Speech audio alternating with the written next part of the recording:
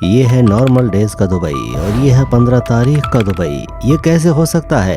Dubai कैसे डूब सकता है? जिस देश के डेवलपमेंट की दुनिया दीवानी हो, जहां बुर्ज खलीफा से लेकर पाम जुमेरा जैसे अनयूजुअल कंस्ट्रक्शंस बने हुए हैं, इसके हालात रातों रात बदल गए। अभी तक आपने और मैंने इंडिया और यूरोप के देशों को बाढ़ में बहते हुए देखा था, लेकिन अभी हाल मिडिल ईस्ट का भी है। साहब 15 अप्रैल की रात को एक नहीं, दो नहीं, तीन नहीं, बल्कि मिडिल ईस्ट के सो कॉल्ड डेवलप देश यूएई, सऊदी अरब, बहरीन और ओमान में एकदम से बारिश शुरू होती है और फिर ये बदल जाती है।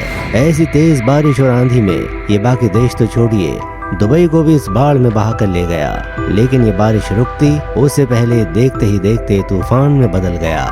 लोगों ने बताया कि तूफान इतना तेज था कि कई बिल्डिंग्स को हिलते हुए भी फील किया गया और तूफान की फैलाई हुई आफत यहीं नहीं रुकती।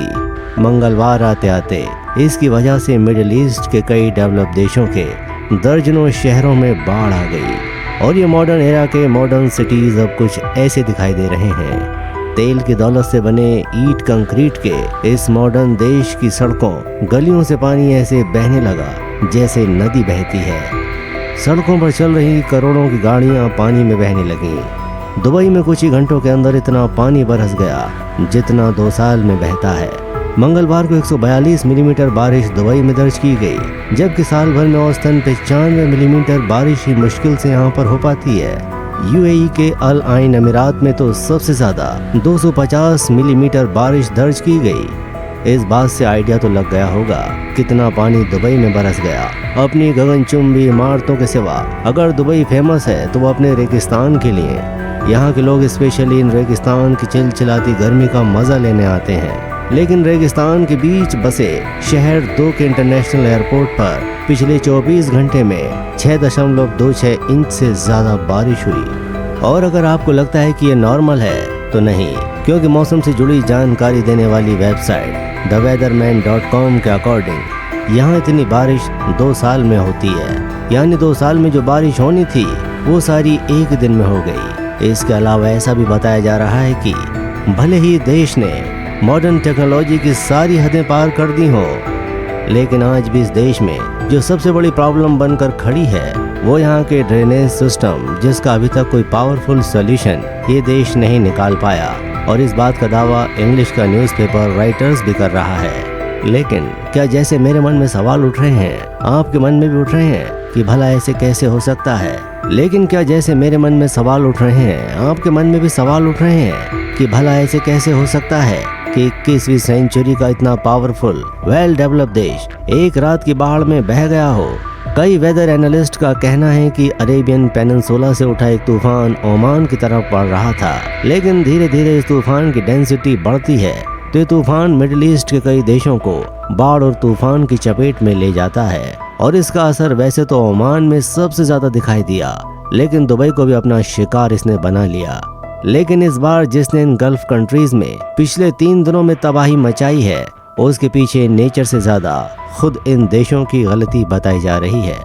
जी हाँ, इसे कहते हैं खुद के पैर पर कुल्हाड़ी मारना। तो चलिए वो भी जान लेते हैं कि हम क्यों कह रहे हैं। तो वही जो बात है, हम सब जानते हैं कि गल्फ कंट्रीज तेल के साथ साथ यहाँ पड़ने वाली गर्मी की वजह से भी जाना जाता है। और ये देश अक्सर इस गर्मी से बचने के लिए एक तरीके का यूज करता है जिसे कहा जाता है क्लाउड सीडिंग। जी हाँ, वही नकली बादल और असली बारिश। कई वेदर एनालिस्ट का कहना है कि खाड़ी देशों में आई इस बाढ़ की वजह क्लाउड सीडिंग ही है। एसोसिएट प्रेस तक ने अपनी रिपोर्ट में दावा किया है कि दुबई प्रशासन ने सोमवार को क्लाउड सीडिंग के थ्रू बारिश कराने के लिए एक प्लेन को उड़ाया था और बस फिर क्या था, उसके बाद जो हुआ वो अब तक रुकने का नाम नहीं ले रहा है और ये लगातार मिडिल ईस्ट को परेशान करने का कारण बन गया। चलिए अब यहाँ तक आए हैं तो ये भी बता देते हैं कि क्लाउड सीडिंग क्या होती है और कैसे नेचर को मजबूर किया जाता है कि जबरदस्ती बारिश करे। अब भाई, इंसान इस धरती का सबसे बड़ा जानवर है। ऐसा कहा जाता है कि इसके एग्जाम्पल वो भी दे रहा है, जैसे जबरदस्ती फसल उगाने के लिए फर्टिलाइजर्स का यूज करना, जबरदस्ती ब्रीडिंग के लिए अननेचुरल चीजों को यूज करना। और अब इंसान खुद को भगवान भी समझने लगा है। इसलिए जो हमने बचपन में वाटर साइकिल के बारे में पढ़ा था अब उससे भी छेड़छाड़ हो गई है। क्या है क्लाउड सीडिंग? इसे समझने के लिए किसी रॉकेट साइंस की जरूरत नहीं होती, तो इसे आपको सिंपल तरीके से समझाते हैं। देखिए, जब नेचुरल तरीके से कहीं बारिश नहीं होती है तो आर्टिफिशियल तरीके से नॉर्मल बादलों को बारिश कराने वाले बादलों में बदलने की टेक्नोलॉजी को क्लाउड सीडिंग कहते हैं।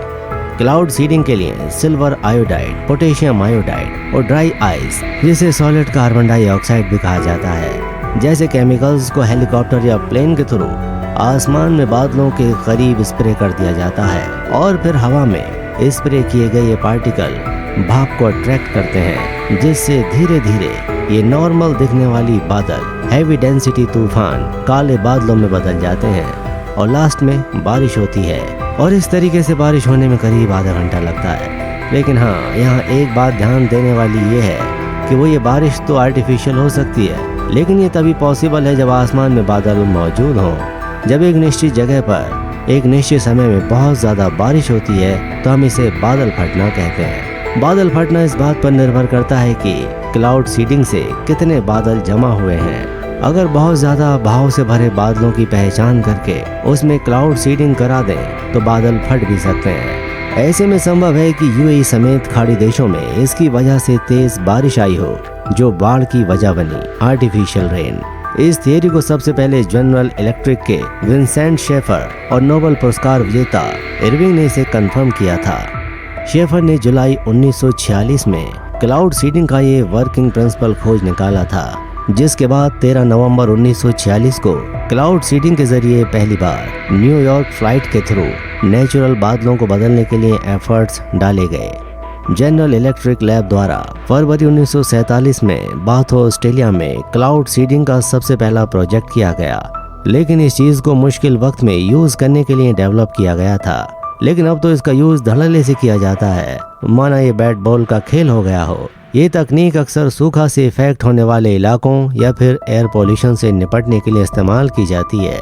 कई बार क्लाउड सीडिंग का इस्तेमाल कुछ एयरपोर्ट के आसपास कोहरे को खत्म करने के लिए भी किया जाता है। अभी बात हमने आपको ऊपर बताई कि यूएई पृथ्वी पर सबसे गर्म और ड्राई रीजन वाले जोन में है।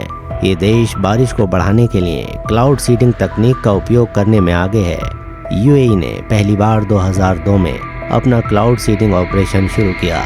ब्लूमबर्ग की रिपोर्ट में मौसम वैज्ञानिक अहमद हबीब के हवाले ये कहा गया कि हाल ही में सीडिंग के लिए विमानों को अल इन हवाई अड्डे से भी भेजा गया था।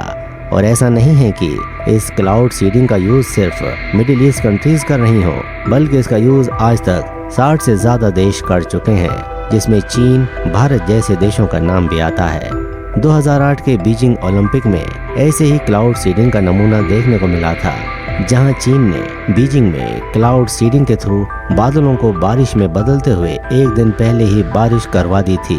और ऐसा करने के लिए चीन ने क्लाउड सीडिंग के लिए 11,000 हथियारों का इस्तेमाल भी किया था।